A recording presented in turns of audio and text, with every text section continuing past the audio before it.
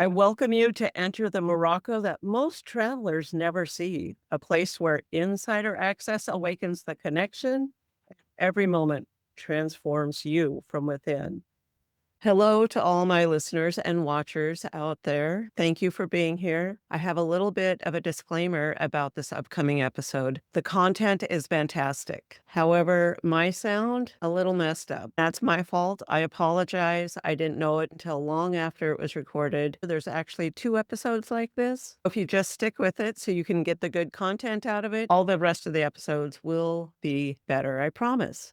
Thank you for being here. Thank you for listening. Thank you for watching. This is Travel That Touches Your Soul podcast and video channel where we bring you people and places around the world to help you connect with something greater than yourself and fulfill your heart's desires. I'm Karen Cleveland, and today's guest, we have Siham, founder of Morocco Travel Organizer. She talks about a farm to cave experience, not a farm to table, farm to cave, and make your own personalized perfumes, drumming workshops, a Fez food tours, storytelling. So I'm really looking forward to talking to Siham today. Let me just tell you a little bit more about her first. So she is the founder of Morocco Travel Organizer. That's the name of the company. She likes making unique travel experiences that connect deeply with the cultural richness of Morocco. She has a Bachelor of Arts in English Studies from Sidi Mohammed bin Abdullah University in Fez. Hopefully I got that close to right. And she became a travel expert in Morocco in the Morocco Travel Organization. Siham's main goal with business is to create itineraries that are more than just trips. They are life-changing experiences that go beyond the expectations of the travelers in Morocco who are looking for luxury and privacy. And that's one of the reasons I really love having her here today. Welcome, Siham. So great to have you here.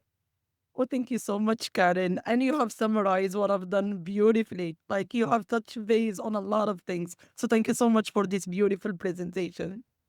Yes, yes, you're welcome. Why don't we start with an experience you or one of your guests have had? Tell me about it, like describe it to us so we can get a feel for what's going on. I'll try not to interrupt too much, but I probably will. You're welcome to interrupt as much as possible.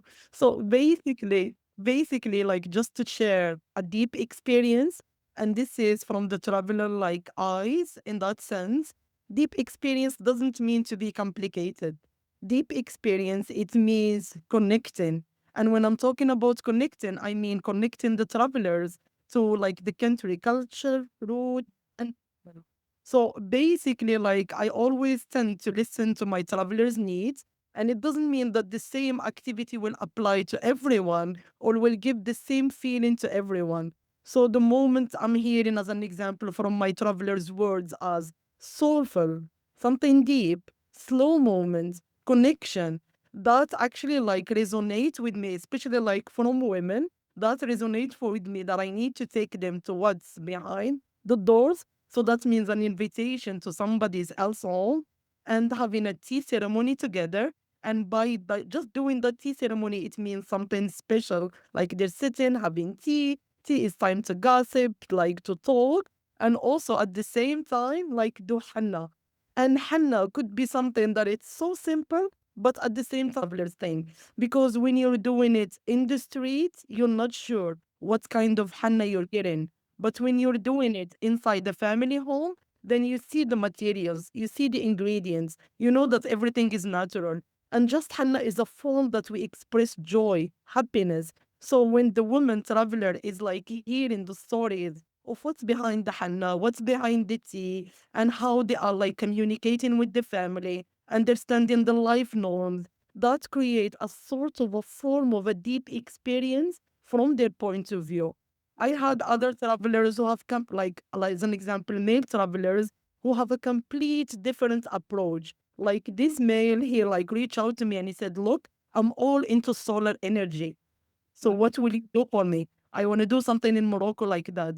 So I've called the solar energy like project here in Morocco, Wow. but they were unfortunately not open to the public. They have closed.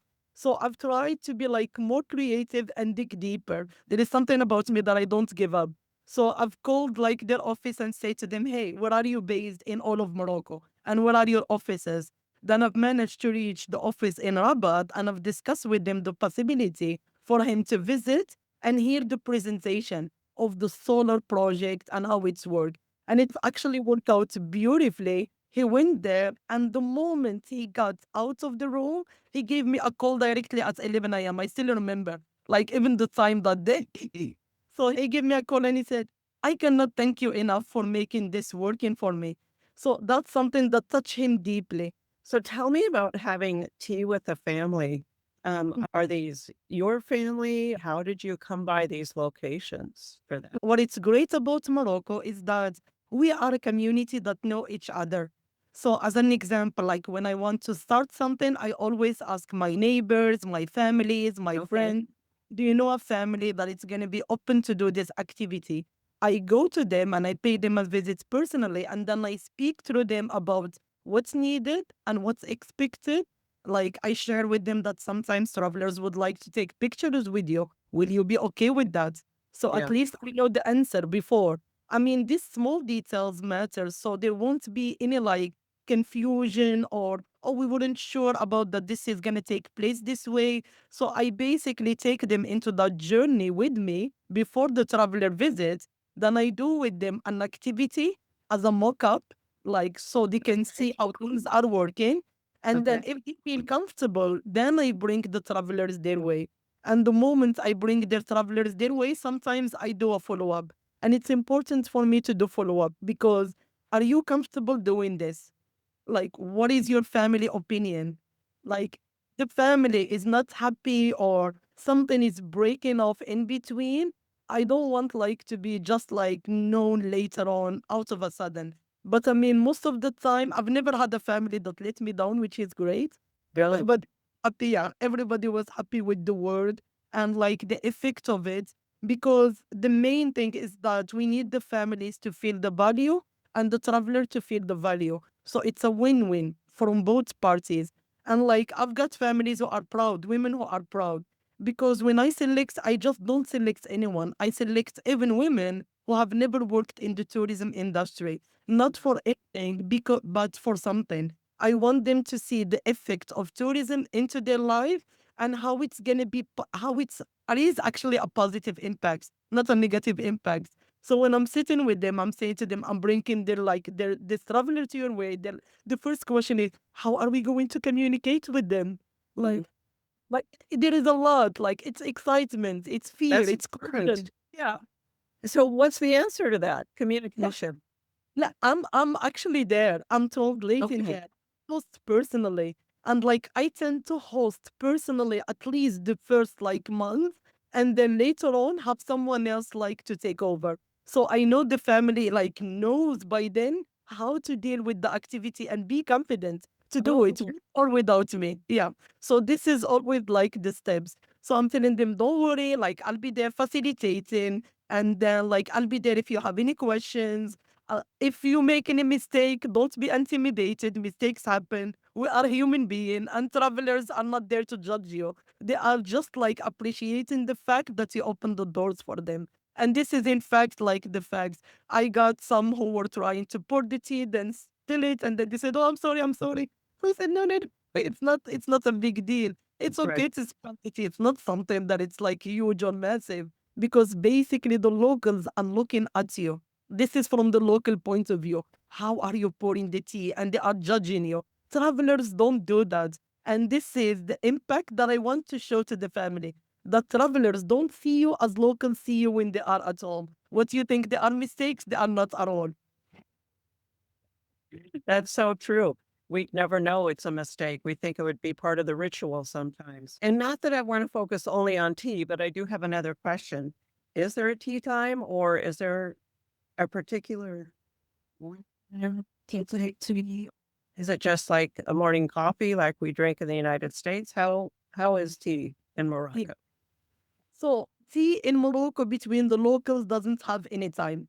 I'll be sitting right now Okay. and I'm Okay. gonna have lots of tea, but I'm not gonna use the word cup because we're having our tea in glasses. That's how Oh, we have tea. Yeah, okay. with different types of glass. We have the glass, like assertive glass that it have the grape design. That's what we use in our home. And we have like a different type of glass of tea that we use only for special guests. So that's with like yellow design, like colors in the bottom. Those are the fanciest one. So what the family drink at home is not the same like tea glasses that we serve to our guests. But we're doing this activity as an activity because travelers have like certain times of doing other things, like monuments will be closed at a certain time. Or as an example, these theaters that we consider, we do the activity of the tea by 5 p.m. plus. Basically, after like the full day, being in the Medina and in the souks, and before your dinner time. So it works perfectly during that time. But between the locals, tea doesn't have any time. Okay, great. Thank you for that. How about the cooking classes? Are these professional chefs that do these? Is this in the home too? Like a family would be cooking for their family? I would say depending on the traveler. Basically, what I'm voicing for is like supporting families and communities. So the main thing that I offer is cooking classes in family homes. However, now I'm receiving a request that I want to be with this chef. That's something that we can do, but it's oddly when it's happening. Most of the travelers are after the taste of the homes because they're already eating at restaurants. It could be 5 stars and everywhere. So access is there, but like the limited access is how to go to a family home and eat with them, and not just any family home. Our Morocco is quite diverse. It's not, it's one country, but it's one tradition from another. Why do you move it from one city to another? So when you're coming to Fes, we wanna like take you to a real Fesi family. That means that you're trying the Fesi taste or taste of Fes. When you're going to a Marrakesh, I'm not gonna take you to a Fasim family in Marrakesh. I'm gonna take you to a Marrakshi family or a Marrakshia because she's a woman. That's how I'm gonna call her. So I'm gonna take you to a Marrakshia to cook with her and learn Marrakesh food and how the Marrakshia is seeing food from her own perspective. We have different spices, different ways of using it, like different ways of cooking, even dishes. Our signature dishes are quite diverse. So we want the guests like to feel that they are immersed with the family at that city, like that it's originally from that city. And are there particular spices that are used in one area of the country and not others? Or is all of Morocco kind of using the same spices? What are the very common spices you use? Yeah. Well, I would say spices are accessible everywhere in Morocco. So it doesn't mean each city has a limit like type of Okay. spices, but Okay. we have certain food that goes with certain spices. This is like signature dishes that I was talking about. But if we're talking about the general ones, I would choose turmeric, ginger, like black pepper, of course, salt, sweet paprika, cumin, all of these. And we have the blend of more than 45 spices that you Fine. can make according to what you want. So you sit with like the spice man and he's blending some spices. And if you want something else, then you will ask him, oh, please add me some cinnamon into that. I want to see the effect of that. Then he will add cinnamon and then give you your own blend.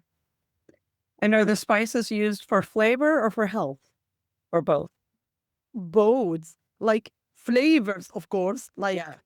I mean, we cannot eat our food without spices. Right. Right. That's something that's typical.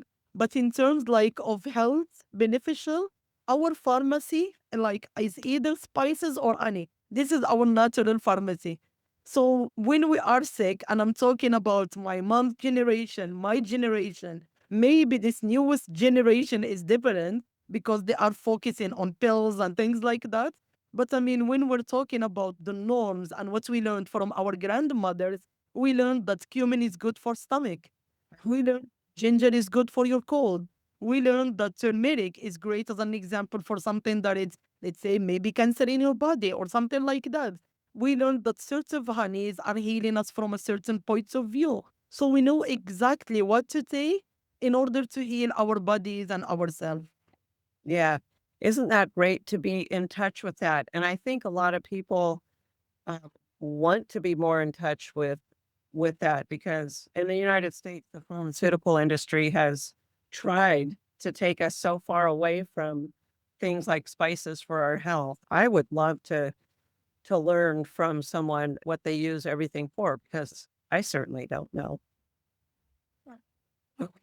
Good idea. Yeah, like the world is full of treasures, like just full of treasures, and there are different treasures. So just like if we're speaking about the honey in itself, there's rarest honey. I think it's called Manuka, and then it's good for a certain things, and this is in New Zealand. In Morocco, we have like euphorbia honey. That's great, like for your thyroid problems, for like cancer, for a lot of things. Like we have different type of things that we know when to use and how to use. That's also important. So when I'm taking honey as medicinal, I'm gonna take it either early in the morning or late at night. Meaning that I'm not gonna drink after it like water or have food for at least 30 minutes or 1 hour because I need the honey on itself to do its magic. And also, like, we're taking it consecutive. It's not just 1 day or 2 day. Like, I've managed to cure myself from like cold without having pills. And then I cure myself from a lot of sicknesses without taking pills. But when it comes to something that it's quite serious, that means that we go to the doctor, we do our inspection, and we see what it's needed, like later on to do. And then we do a follow up. But as long as we can cure it naturally, so why not? This is the question. Yeah, Yeah. why not? Exactly. So you've been doing this for quite a few years. What do most of your guests want to see, do you think? Yeah. I would say most of the guests would like really just to connect. If I'm gonna use a word, I'm gonna use the word connect and I'm gonna focus on it the most. Like the effect of the journey after is that they're saying, "Oh, we loved being with our driver. He was so great. We felt so connected to him. He was sharing with us stories on the way, and like we knew Morocco from its in depth." So like this word is repeated a lot. We loved being in a family home. We loved touring the Medina with the guide. We loved seeing a woman and being with her. Like we loved understanding Morocco from this point of view. So I don't have accommodation shining. Like, oh, I loved my stay at this area. I don't have Right. that Right. shining that of course they appreciate accommodation and where they stay. Yeah. But things or the most effect is like these impact that they are taking with them from that journey, which is Yeah. human being to human being. Yeah, exactly. Human being to human being. That's an important part of the travel experience. What kind of natural wonders do people find in Morocco? Does anyone go there for nature? Yeah, absolutely. I would say like Morocco has different types of natures, and this is when it's great in terms of diversity. Beaches for people who want to surf, do yoga, relax, and all of that. And we have also High Atlas Mountain or High Peak, especially the Topkal one. It's more than 4,000 like meters. And Mm. that's like a mountain where people would like to hike. And it takes at least like 2 or 3 nights to hike it at ease in that sense.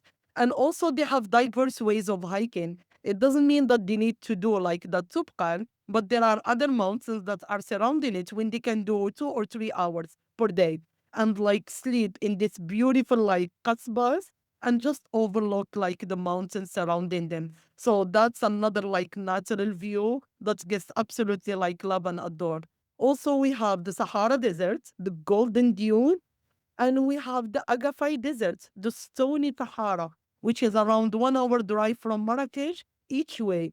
So for people who don't have enough time to do the Sahara deserts, then at least they have the option to still sleep in a glamping tent, do camel riding, do a couple of activities, and that's only like 1 hour drive from Marrakech each way. Yeah. So they have that option, that opportunity to do that. So I'm gonna say from land to beach to desert, this is what Morocco contains, all of these.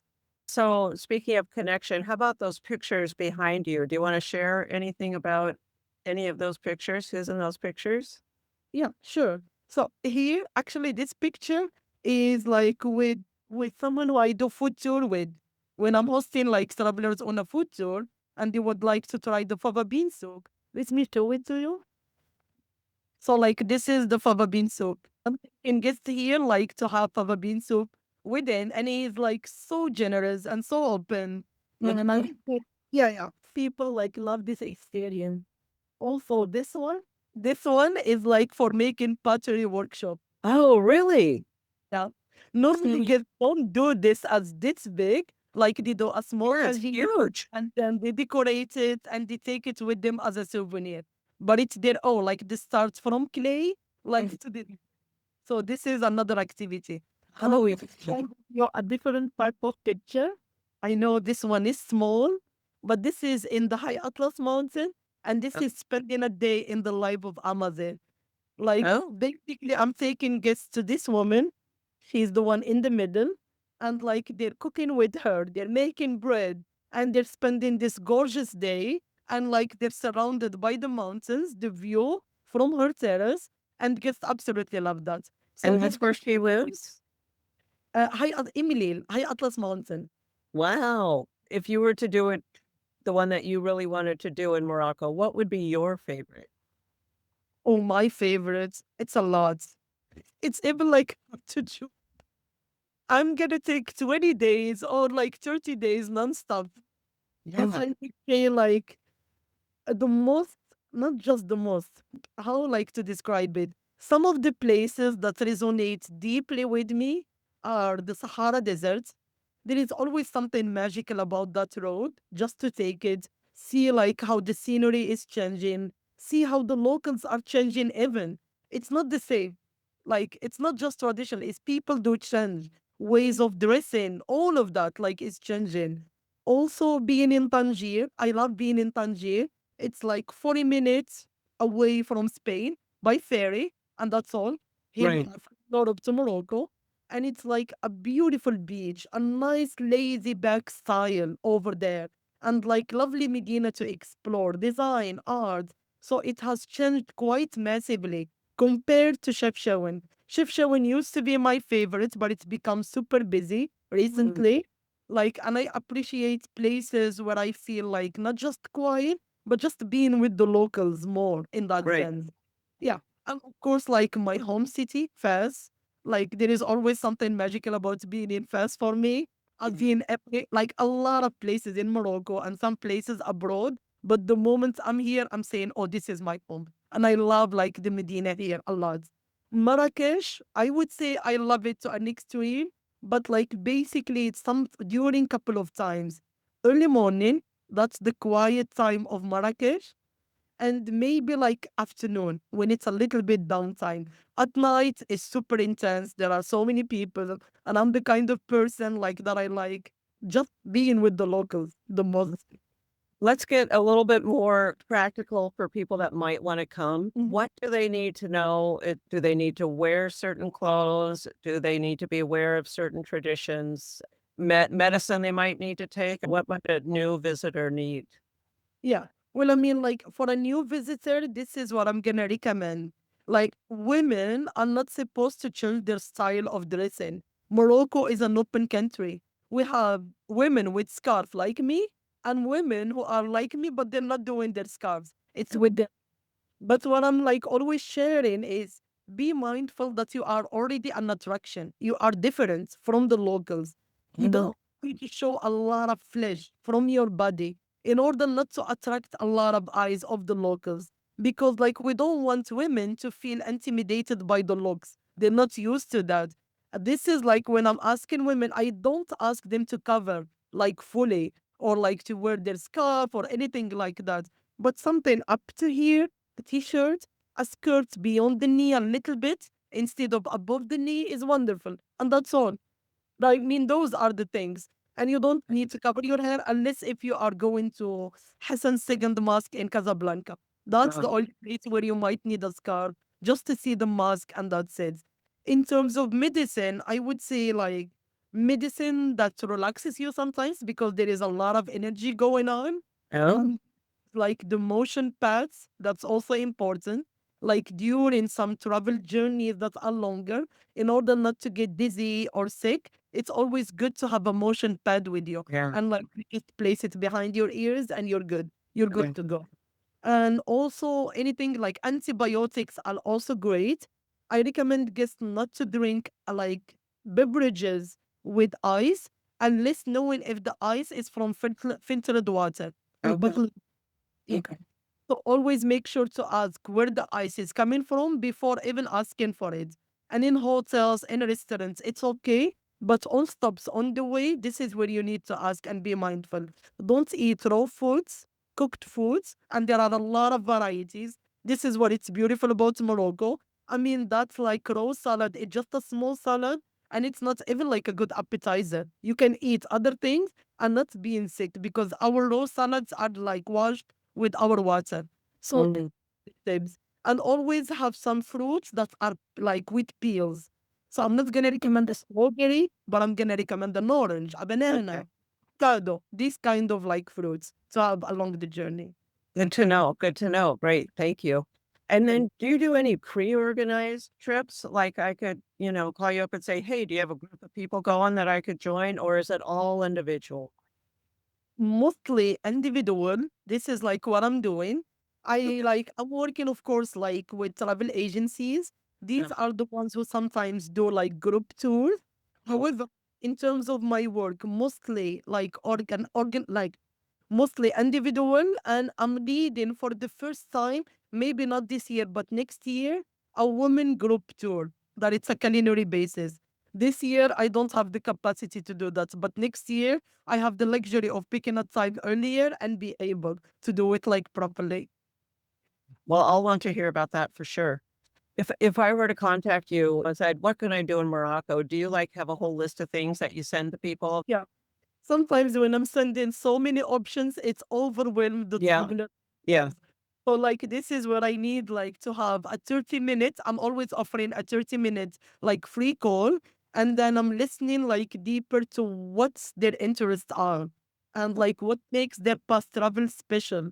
Some of them might say, oh, just a night, like under the sky has been great. So all of these like enable me like to know what to suggest. Yeah.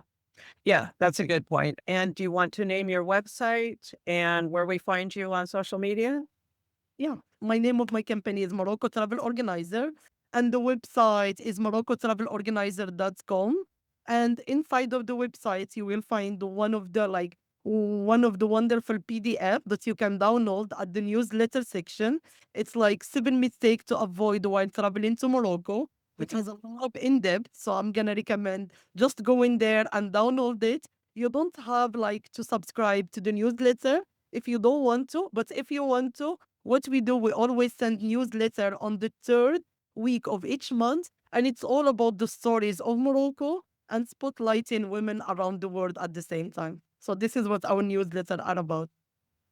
Yeah, you're all about empowering women, and we never even talked about that. That might be another episode sometime, but thank you for your work doing that. I appreciate that. All right. Thank you so much Thank for you. being here.